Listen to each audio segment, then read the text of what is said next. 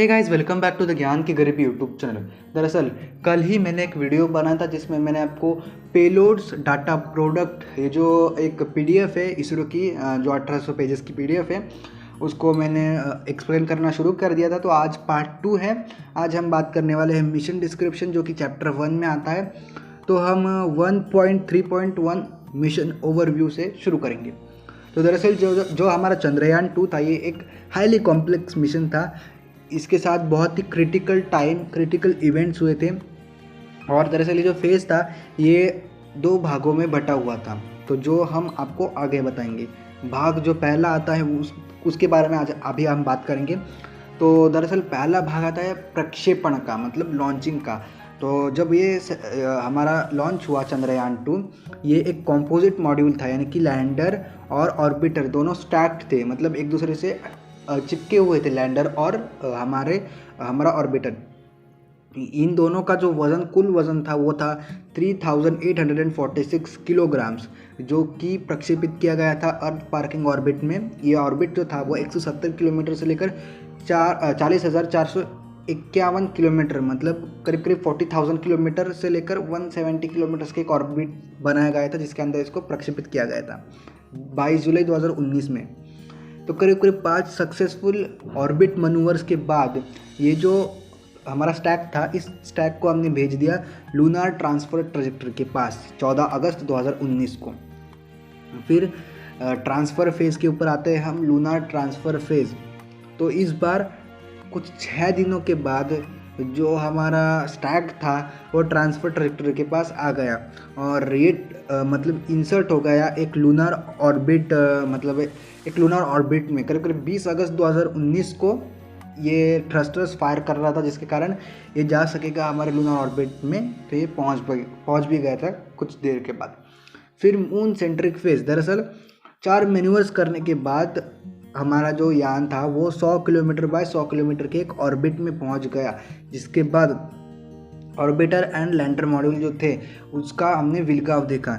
बाद में वो 2 इंडिपेंडेंट सैटेलाइट बन गई। ओके, मतलब एक ऑर्बिटर अलग बन गया, फिर एक लैंडर अलग बन गया। ओके, तो करीब 2 सितंबर 2019 को ये सब हुआ। फिर दोनों एक ही ऑर्बिट में हो गए। उसके करीब 1 दिन बाद जो हमारा डी बूस्ट मैन्यूवर है वो शुरू हो गया। तो ये जो डी बूस्ट मैन्यूवर है, ये D boost manoeuvre 100 kilometre bye 30 kilometre का इसने ऑर्बिट बना लिया। तो जो विक्रम है, यानी कि हमारा लैंडर, वो करीब उसी ऑर्बिट में रहा 4 दिन के लिए। वो वेरीफाई और वैलिडेट कर रहा था सारे सिस्टम्स, मतलब सब सिस्टम्स जो है डिसेंट होने के लिए वो एकदम मतलब अच्छे है क्या नहीं है, वो सब चेक कर रहा था।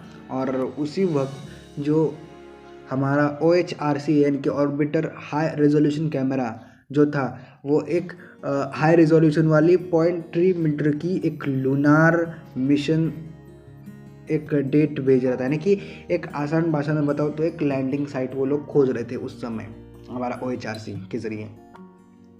तो ये इमेज जो थे लैंडिंग की वो सब चेक कर रहे थे।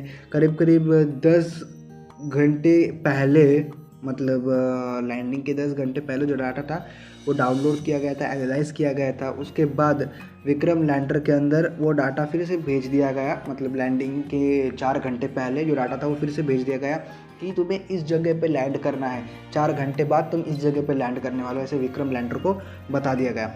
और फिर सारी चीज़ें सारा खेल शुरू हुआ, सारी चीज़ें नॉर्मल हुई। बाद में 2.1 किलोमीटर पे आके जो यान था वो अटक गया और ट्रैजेक्टरी अटक गई। और यही हमारा जो चैप्टर 1 है वो ख़त्म हो जाता है और इसके बाद हम चैप्टर 2 शुरू करने वाले हैं। तो दरअसल ये जो चंद्रयान 2 था, ये एक ऑर्बिटर क्राफ्ट यानी कि OC से जुड़ा था, मतलब एक सिंक था कि अगर विक्रम जो लैंडर था उसको अगर कांटेक्ट करना रहता था तो वो सीधा सतीश धवन से कांटेक्ट नहीं करता था, मतलब हमारे डीप स्पेस नेटवर्क से कांटेक्ट नहीं करता था।